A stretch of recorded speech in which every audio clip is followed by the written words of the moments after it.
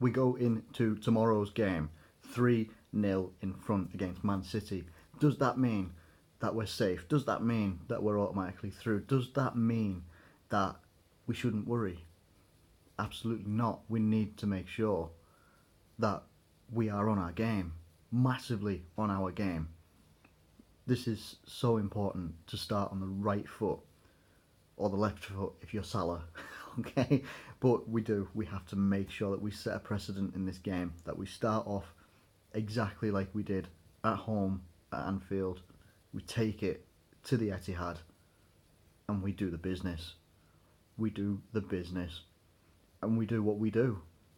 I'm really, really looking forward to this game. Really, really nervous. You know the drill. I'm always nervous. But I'm looking forward to it as well. I just hope if they score first, let's not panic. If they maybe score 2 goals, again, let's not panic, because if we get an away goal, whether we score it first, whether we score at any point, on the night they're going to have to score 5 goals. Now, they've done that to us before, but we had Sadio Mane sent off in that game in the Premier League. We ignited City's season at that point. We were the first big scalp, and then they went on this tear where they were putting goals and goals and goals past everybody. We beat them midweek last week, 3-0. Comprehensive, very, very good. Salah, Oxlade-Chamberlain, Mane. Beautiful goals, brilliant goals, different goals for each one of them. They go 2-0 up against Man United at the Etihad. Gets to half time, fans are celebrating. They've won the Premier League title. They've got it in the bag. It's done. Full time, Man United 3, Man City 2. They haven't won it yet. We aren't facing the Premier League champions just yet. It's still champions elect. I wouldn't say that they're in a weak moment, because you can never, ever, ever underestimate the team that is about 18 points in front of us. 14 points in front of Man United, I think it is. Can't ever underestimate that. Never, ever, ever. They are still one of the best attacking sides in the Premier League. Still going to be a major threat, especially at their home. But so are we. We are going to be a threat. And by the sounds of the players, they're going to go out and they're going to try and do exactly the same as what they did at Anfield. Milner's come out and said, we're not going to try and defend this lead. We're not just going to defend this lead. We're going to go there. We want to score goals. We want to win this leg as well. Van Dijk pretty much said the same thing. Klopp has pretty much said the same thing as well. They want to be defensively solid, but they want to win this leg as well and go through. That's how they want to do it. Everybody was waiting on Mohamed Salah. Is he going to be training? Is he not? He was in training.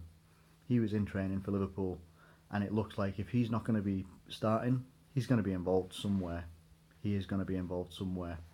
Robertson was training as well, which is massively positive, because that means we can pretty much resort to the back. There's the exact same team, apart from Henderson, because Henderson's suspended.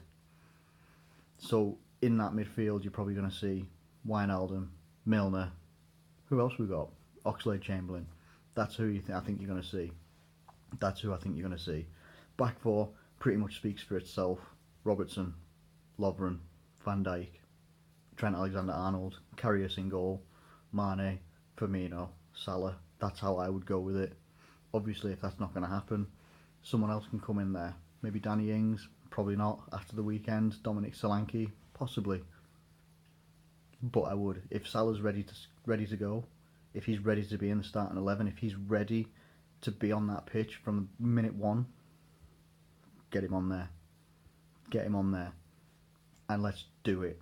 Let's go out there and actually just put in the same performance that we put in last week at Anfield. Let's put in a very similar performance, if anything. Away games are always difficult, but you've got the weight of a away goal that you could get.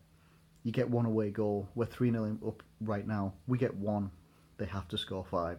They have to score 5. That's just how it is. They score 4, we still go through. Away goal. That's just how it is. At the moment, this tie is in our hands. This is in our hands, and that is a hellishly powerful position to be in. This is in our hands, and that's a sweet position to be in, but we cannot underestimate Man City whatsoever. Fernandinho's coming out saying that we only play long balls. I don't know who you've been watching all season, but no we don't. No we don't. There's a difference between long balls and direct football.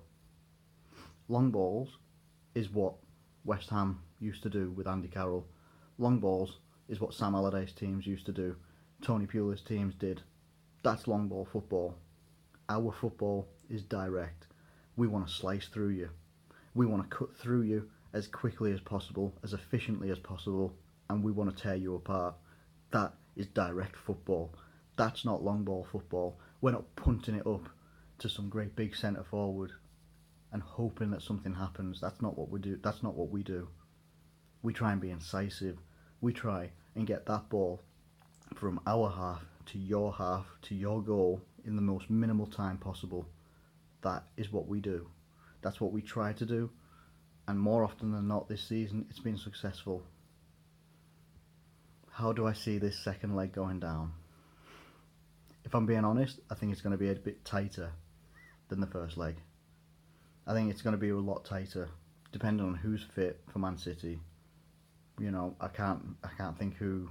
Was there anybody injured for Man City? I don't even know. Aguero, he's always a danger. He's been one of the best strikers in the league for many years. He is a clinical striker. He always seems to come up with a goal against Liverpool as well, so that could be something. And especially with Jesus not having the best game against Liverpool last week, he could come in. They've got threats all over the pitch. They have to sort that midfield out if they're going to do anything. They have to sort out what they're doing with Gundogan. Where's he going to play?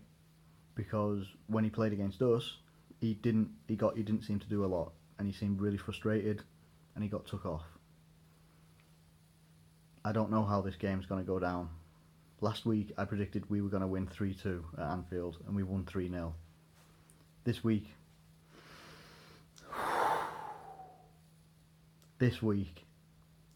I'm going to go for a 2-1 victory to Liverpool. And we go through. That's what I'm predicting. And that's what I'm hoping for.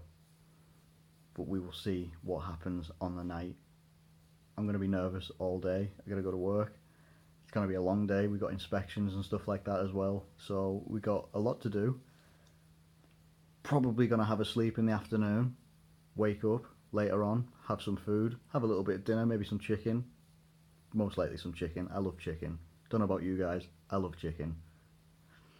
Yeah, that sounds nice. We're going to do that and then get ready for the game later on. And we'll see what we can do. We are Liverpool and we know we can do this. We just have to go and do it. And that is the biggest thing of all. If we can get to the semi-finals, what an achievement already that is. Or what an achievement that would be, I should say. Anyway, I'm predicting a 2-1 Liverpool win. Let me know what your thoughts are in the comments below. It's a late one because I fell asleep. And I woke up in a bit of a daze, and I've got to go back to bed pretty soon because I got to get up at 3 AM. You guys know the deal. Anyway, thank you ever so much for watching this video.